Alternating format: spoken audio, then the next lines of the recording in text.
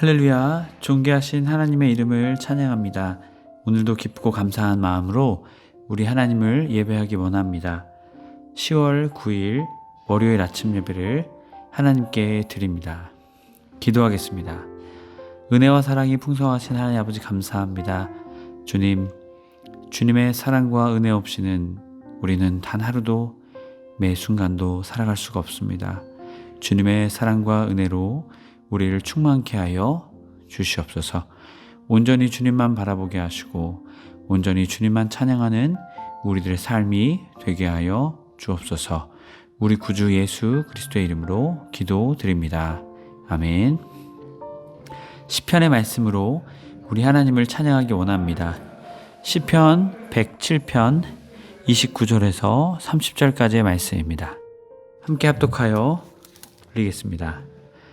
광풍을 고요하게 하사 물결도 잔잔하게 하시는도다. 그들이 평온함으로 말미암아 기뻐하는 중에 여호와께서 그들이 바라는 항구로 인도하시는도다. 아멘. 오늘 우리에게 주시는 하나님의 말씀은 열왕기상 14장 1절에서 20절까지의 말씀입니다. 매일 성경 125페이지에 있습니다. 오늘 말씀은 본문이 길므로 1절부터 4절까지 17절부터 20절까지 말씀만 봉독하겠습니다. 그때 여로보암의 아들 아비야가 병든지라 여로보암이 자기 아내에게 이르되 청하건대 일어나 변장하여 사람들이 그대가 여로보암의 아내임을 알지 못하게 하고 실로로 가라. 거기 선지자 아히야가 있나니 그는 이전에 내가 이 백성의 왕이 될 것을 내게 말한 사람이니라. 그대의 손에 떡 10개와 과자와 꿀 1병을 가지고 그에게로 가라. 그가 그대에게 이 아이가 어떻게 될지를 알게 하리라. 여로보암의 아내가 그대로 하여 일어나 실로로 가서 아히야의 집에 이르니 아히야는 나이가 많아 눈이 어두워 보지 못하더라. 17절입니다. 여로보암의 아내가 일어나 디르사로 돌아가서 집 문지방에 이를 때 그 아이가 죽은지라. 온 이스라엘이 그를 장사하고 그를 위하여 슬퍼하니 여호와께서 그의 종 선지자 아히야를 통하여 하신 말씀과 같이 되었더라. 여로보암의 그 남은 행적 곧 그가 어떻게 싸웠는지와 어떻게 다스렸는지는 이스라엘 왕 역대지락에 기록되니라. 여로보암이 왕이 된 지 22년이라. 그가 그의 조상들과 함께 자매 그의 아들 나답이 대신하여 왕이 되니라. 아멘. 할렐루야. 오늘 하루의 첫 시작을 하나님께 드림으로 시작하는 해림의 모든 성도님들을 주님의 이름으로 축복합니다. 오늘은 여로보암의 최후라는 제목으로 은혜의 말씀을 나누고자 합니다. 오늘 말씀은 여로보암의 최후의 사건을 우리에게 전해줍니다. 앞선 12장부터 14장까지의 말씀은 여로보암과 르호보암의 이야기를 우리에게 전해줍니다. 특별히 13장 북이스라엘, 하나님께서는 이 북이스라엘의 선지자를 보내십니다.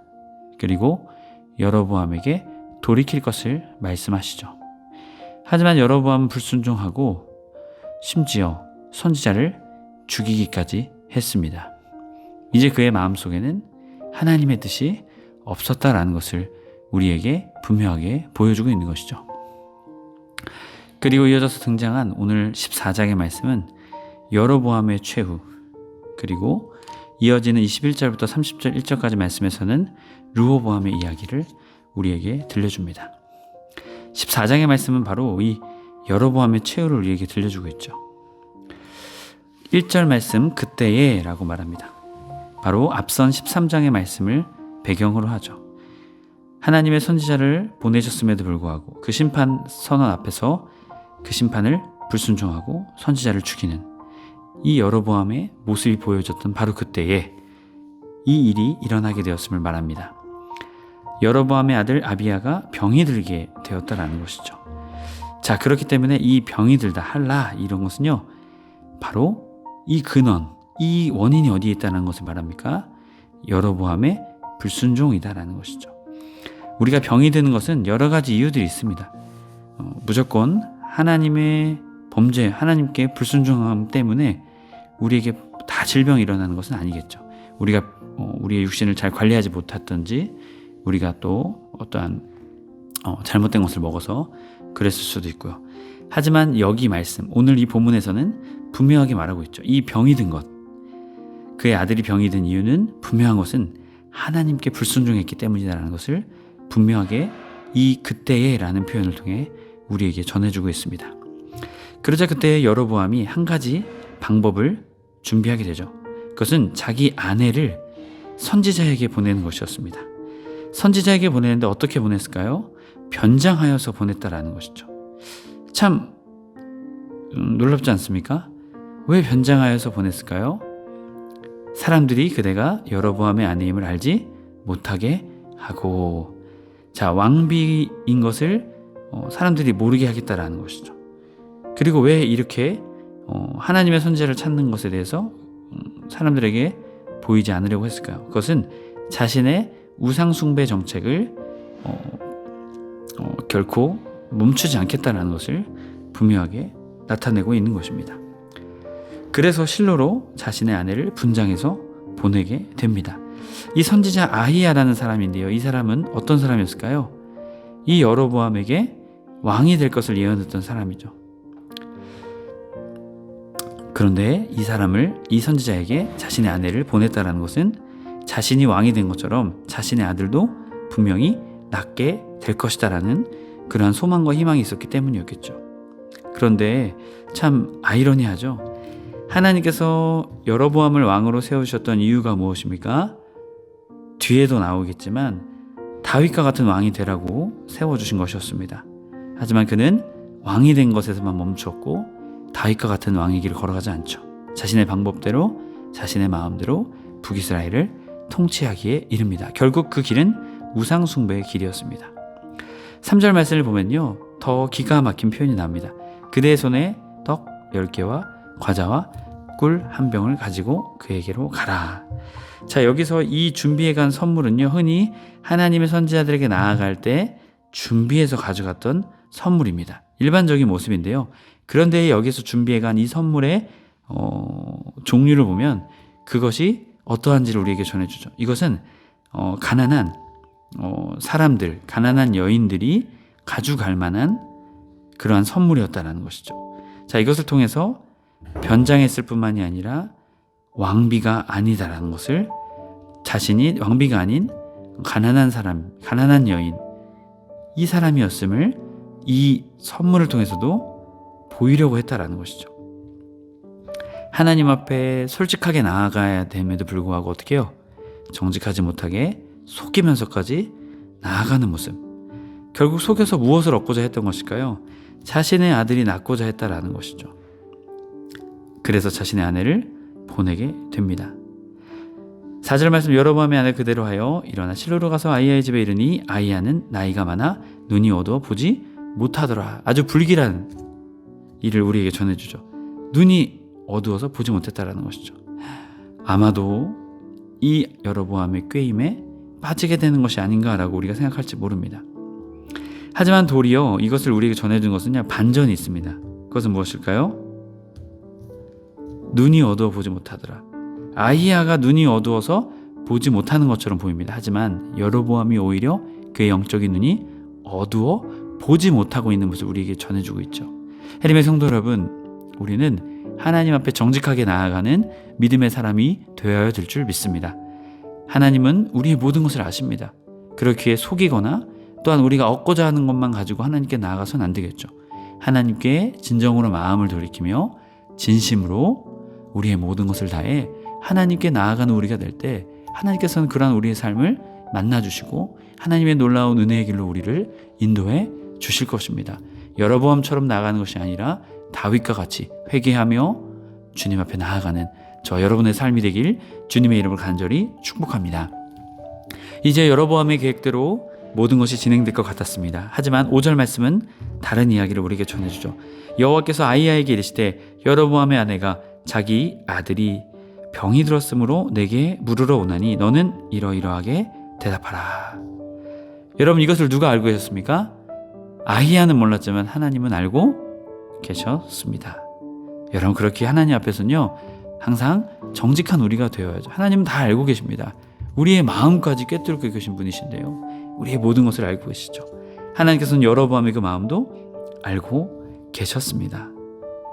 자, 그러자 이렇게 말하죠. 그가 들어올 때에 다른 사람인 채 함이니라. 자, 이 속이고자 하는 것을 알고 계셨다는 것이죠. 그러자 하나님께서는 아히야를 통해 그 여로보암의 아내에게 말씀하시죠. 내가 6절 어찌하여 다른 사람인 채 하느냐? 내가 명령을 받아 흉한 일을 내게 전하리니.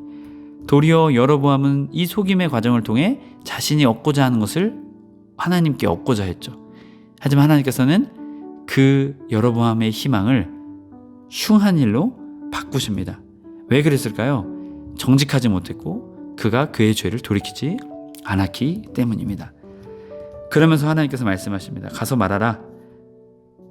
이스라엘 하나님 여호와의 말씀이 내가 너를 백성 중에 있으러 내 백성 이스라엘의 주권자가 되게 하고, 하나님께서 그렇게 하셨다라는 것이죠. 왕이 되게 하셨다. 성취하셨다. 그래서 너가 왕이 된 것이다. 8절 나라를 다윗의 집에서 찢어내어 내게 주었거늘 너는 내 종 다윗의 명령을 지켜 전심으로 나를 따르며 나보기에 정직한 일을만 행하였음과 같지 아니하고 그렇게 행하지 않았다라는 것이죠. 11장 38절에서도 하나님께서는 여로보암에게 단순히 남유다를 심판하기 위해서, 다윗 왕과를 심판하기 치기 위해서 북이스라엘 10지파를 그에게 주셨다라고 말씀하고 계시지 않습니다. 그에게 다윗과 같은 동일한 약속을 주십니다. 너도 다윗과 같이 행하면 내가 다윗 가문에게 주었던 그 놀라운 축복을 너에게도 주겠다라고 여로보암이 말씀하셨습니다. 하지만 여로보암은 어떻게 합니까? 하나님을 의지하지 않죠. 자신의 뜻대로, 자신의 방법대로 우상 숭배를 통해, 또한 자신의 편리함에 따라 종교 정책을 바꿈을 통해 자신의 나라를 영원히 세울 줄 알았습니다. 하지만 그것이 그를 오히려 망하게 하고 그의 가문을 심판의 길로 인도하는 모습을 우리에게 보여주고 있습니다. 에림의 성도 여러분, 우리 그리스도인들의 신앙의 축복, 신앙의 놀라운 은혜의 길은요, 우리의 방법, 우리의 경험, 우리의 뜻, 세상의 방법, 세상의 성공한 방법으로 할 수 있는 것이 아닙니다. 온전히 우리의 삶의 축복과 은혜의 길은요, 하나님 말씀대로 살아가는 것입니다. 아멘이시죠? 여러분, 하나님의 말씀대로 살아가는 우리가 될 때 다윗에게 주셨던 그 축복과 언약이 오늘 우리에게도 예수 그리스도를 통해 우리에게 주어질 줄 믿습니다. 오직 주님의 뜻대로, 주님의 말씀대로 살아가는 저와 여러분의 삶이 되길 주님의 이름으로 간절히 축복합니다. 그러자 주님께서는 그에게 언약을 저버렸다. 그리고 너를 심판하겠다라고 말씀하시죠. 9절 내 이전 사람들보다 더 악을 행하고 와서 너를 위하여 다른 신을 만들어 우상을 보어 만들어 나를 노엽게 하고 나를 내 등 뒤에 버렸노라. 여기서 내 등 뒤에 버렸노라 하는 것은요, 내 등 뒤는요 더 이상 어떤 관심도 없다 라는 뜻이죠. 그리고 버렸다라는 것은 하슐라크타, 던져버리다, 쫓아내다. 하나님께 우상 숭배함으로 이러한 일을 여로보암이 행했다라는 것이죠. 이어지는 10절부터 16절까지 말씀은 심판을 예고하십니다. 10절부터 11절까지에서는 가문에 임할, 여로보암의 가문에 임하게 될 재앙을 선포하시죠. 거름더미로 쓸어버린 것 같이 길가에 돌아다니는 배설물처럼 더럽고 부정한 것으로 너희를 여기겠다. 너희의 가문을 그렇게 해버리겠다라고 말씀하시죠. 이어지는 12절부터 13절까지 말씀을 통해서는 이 아비야의 죽음을 말합니다. 자신의 아들을 살리고자 했는데 그 아들이 죽게 되죠. 여러분의 이 아이의 이름의 뜻이 무엇일까요? 하나님은 나의 아버지다라는 뜻이죠. 아이러니하죠? 그런데 그 의미가 뒤에 이어져 나옵니다. 14절 말씀을 보면요, 이 가문의 멸절을 말하면서 이러한 이야기가 우리에게 들려줍니다. 13절 말씀을 보면 온 이스라엘이 그를 위하여 슬퍼하며 장사하려니와 여로보암에게 속한 자는 오직 이 아이만 묘실에 들어가리니 이는 여로보암의 집 가운데 그가 이스라엘 하나님 여호와를 향하여 선한 뜻을 품었음이니라. 아멘. 이 병에 걸린 아비야, 하나님은 나의 아버지다 라는 이 아비야의 이름이요, 이 아비야가 어떠한 자인지를 우리에게 전해주고 있습니다. 아이러니하죠? 여로보암의 집에 이러한 사람이 있습니까? 하지만 여기서 가장 중요한 것은 무엇입니까? 가문이 중요한 것이 아니라는 것입니다. 하나님 앞에 신앙, 하나님 앞에 그의 믿음이 중요하다는 것을 우리에게 전해주고 있습니다. 이 아이만 어디에서 장사되어? 묘실에서. 다른 사람들은 어떻게 됩니까? 뮤실에서 장사되지 못한다라는 것이죠. 11절과 12절 보면요. 죽은 개가 먹고 들에서 죽은 즉 공중의 새가 먹으리라. 아주 비참한 죽음으로 그들의 죽음이 아주 짓밟혀지게 될 것임을 말하지만 이 아비야만은 묘실에 들어가게 된다. 그 비결이 어디에 있습니까? 여호와를 향하여 선한 뜻을 품었음이라. 아멘. 하나님의 성도 여러분, 우리가 하나님께 품어야 될 것은 무엇일까요? 우상숭배, 성공, 풍요, 번영, 세상의 쾌락, 우리의 정욕, 그것이 아니다라는 것이죠. 우리의 마음에 진정이 있어야 될 것은 비록 죽음을 맞이했지만 기쁨이 되는 죽음, 진정 참된 죽음을 맞이하는 아비야와 같은 삶, 그의 마음에 하나님을 향한 선한 뜻을 품었던 그 아비야의 모습 속에서 그가 비록 죽음과 그 고난과 역경이 있었지만 그가 하나님의 뜻을 마음에 품었기에 그의 죽음만은 하나님께서 지켜주셨고 영화롭게 그가 죽을 수 있도록 해주셨다라는 것입니다. 하나님의 성도 여러분, 저와 여러분의 마음 가운데 품어야 될 것이 무엇이겠습니까? 그것은 하나님을 향한 선한 뜻을 품는 저와 여러분의 삶이 되길 주님의 이름으로 간절히 축복합니다. 이러한 심판 속에서도 하나님의 은혜를 경험한 이 아비야, 여러분 우리의 삶도 그러한 믿음의 삶이 되어야 될 줄 믿습니다. 이어지는 말씀 14절부터 20절까지 말씀에서는 이제 여로보암을 통해 그의 아들이 죽었을 뿐만이 아니라 그의 가문이 멸망하고 전체 이 북이스라엘도 멸망, 심판을 받게 된다는 것을 말씀하고 계십니다. 14절 보면 한 왕이 일어난다라고 말하죠. 이것은 제3대 왕인 바하사를 말합니다. 이 바하사는 이 여로보암의 아들이었던 나답이 왕위에 오른 이후에 반역을 일으켜서 그 여로보암의 가문을 몰락하게 만들어버리죠. 하나님의 예언이 성취되게 된 것입니다. 또한 이어지는 15절 말씀 보게 되면 이제 북이스라엘이 갈대, 흔들리는 갈대처럼 약소국이 된다. 그리고 그들이 결국 우상숭배를 통해 강 너머로 흩으신다. 이것은 유브라데 강 위쪽 바로 아수르 땅을 말합니다. 이 북이스라엘이 아수르에 의해서 멸망하게 될 것을 하나님께서는 예언하고 계신 것이죠. 결국 그 예언이 어떻게 됩니까? 성취되게 되죠. 주전 723년경에 그 멸망을 맞이하게 됩니다. 결국 하나님의 심판과 예언은요 분명히 이루어짐을 말합니다. 17절 집 문지방에 이를 때에 그 아이가 죽은지라. 그리고 18절 아이야를 통하여 하신 말씀과 같이 되었더라. 아멘. 하나님의 성도 여러분, 우리가 멀리해야 될 것은 무엇입니까? 우상숭배, 하나님의 뜻을 떠난 삶입니다.